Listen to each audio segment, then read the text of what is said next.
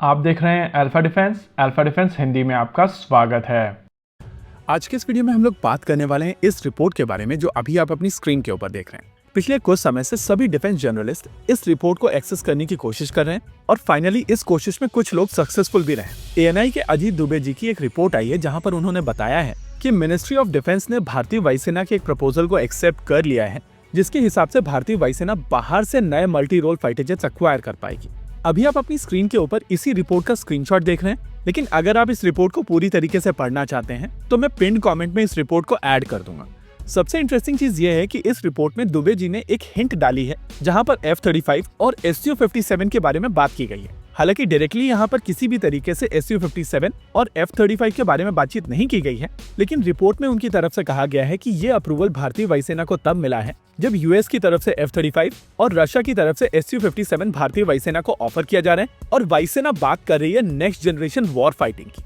आइए इन सभी चीजों को कॉन्टेक्स्ट में डालने की कोशिश करते हैं। देखिए, अगर भारतीय वायुसेना की तरफ से कहा गया है कि उनको और मल्टी रोल फाइटर जेट्स की आवश्यकता है तो ये बात सच है। इस समय भारतीय वायुसेना जिस सिचुएशन में है वहां पर उनको मल्टी रोल फाइटर जेट्स की आवश्यकता है, लेकिन बड़ा क्वेश्चन ये है कि ये मल्टी रोल फाइटर जेट होंगे कौन से। रफाल को लेकर हम लोग काफी समय से बातचीत करते आए हैं और ये बात सच है कि अगर भारतीय वायुसेना और रफाल फाइटर जेट अक्वायर करती है तो उनके लिए लॉजिस्टिकली चीजें काफी आसान रहेंगी। लेकिन रफाल के साथ में दिक्कत यह है कि उसका इंटरनेशनल ऑर्डर बढ़ा हुआ है और अगर फ्रांस इसकी प्रोडक्शन कैपेसिटी को बढ़ाने की कोशिश करता भी है तो रॉ मटेरियल के लिए फ्रांस काफी हद तक अफ्रीका और रशिया के ऊपर डिपेंडेंट है और जियोपॉलिटिकली फ्रांस किस हद तक इस चीज को एड्रेस कर पाएगा उसको लेकर क्वेश्चन बने रहेंगे। देखिए, भारतीय वायुसेना की आज की ये सिचुएशन काफी हद तक इसी तरीके की सिचुएशंस के चलते हैं। LCA Mark 1A के लिए GF414 अभी तक आए नहीं है और अगर भारतीय वायुसेना की तरफ से कोई और फॉरेन फाइटर जेट को लेकर कमिटमेंट दिया जाता है और उसमें सप्लाई चेन इश्यूज आ जाते हैं तो भारतीय वायुसेना बहुत बड़ी परेशानी में फंस जाएगी। इसके अलावा करंट रफाल फाइटर जेट को लेकर हम लोग पिछले 15 साल से बात कर रहे हैं। जी हाँ, आप सभी को याद होगा इनिशियली MMR से शुरू हुआ था साल 2010-11 के आसपास और तब से अब तक इस फाइटर जेट को लेकर हम लोग बातचीत कर रहे हैं।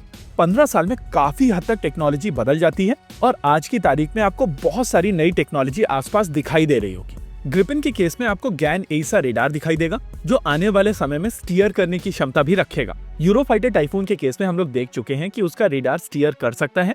F-15EX के साथ में यूएस हाइपरसोनिक वेपन सिस्टम्स को इंटीग्रेट कर रहे हैं और FA-18 सुपर हॉर्नेट के साथ में यूएस मम्टी ट्राई कर रहे हैं, यानी कि मैन मशीन टीमिंग। आज की तारीख में अगर आप एक नया प्लेटफॉर्म अक्वायर करते हैं और उसमें ये सब टेक्नोलॉजी नहीं होती है या फ्यूचर में इनको अक्वायर करने का स्कोप नहीं होता है तो आप अपने फंड्स को ब्लॉक कर रहे हैं। लेकिन ये बात भी सच है कि जिस डेस्परेट सिचुएशन में इस समय भारतीय वायुसेना है उनको फाइटर जेट तो बाहर से अक्वायर करने पड़ेंगे। इस अप्रूवल का मतलब ये भी है कि भारतीय वायुसेना की इस सिचुएशन को मिनिस्ट्री ऑफ डिफेंस एक्नॉलेज करती है और उनकी तरफ से भारतीय वायुसेना को गो अहेड दिया गया है कि आप नए मल्टी रोल फाइटर जेट बाहर से अक्वायर कर सकें। अब क्वेश्चन निकल कर आता है कि क्या ये multi role fighter jet Su-57 या F-35 होंगे जैसा कि अजीत जी ने अपने आर्टिकल में हिंट किया है, या फिर भारतीय वायुसेना रफाल को लेकर ही किसी तरीके का प्रोविजन बनाकर इन फाइटर जेट्स को भारत में असेंबल करने की कोशिश करेगी।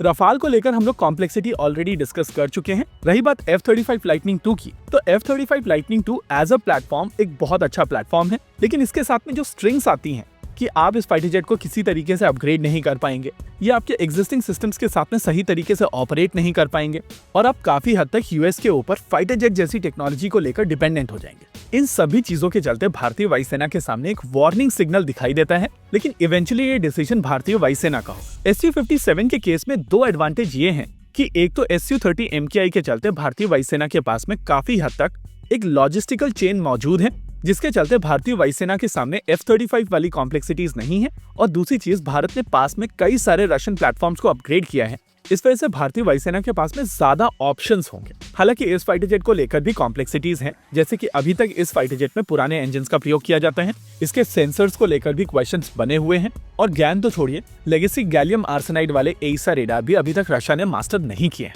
अच्छा, यहाँ पर हम लोग स्पेसिफिकली बात कर रहे हैं एक्स बैंड रेडार्स की, क्योंकि बड़े रेडार्स को लेकर रशिया ने काफी बेहतरीन काम किया है और उस हिसाब से उनके पास में RF सेगमेंट में नो हाउ तो है। चलिए, अभी के लिए ये स्टोरी डेवलपिंग है और आने वाले समय में हम लोगों को पता चलेगा कि भारतीय वायुसेना कौन से फाइटर जेट को लेकर डिसीजन लेती है। लेकिन अच्छी चीज ये है कि इस समय भारतीय वायुसेना को मिनिस्ट्री ऑफ डिफेंस का अप्रूवल मिल चुका है।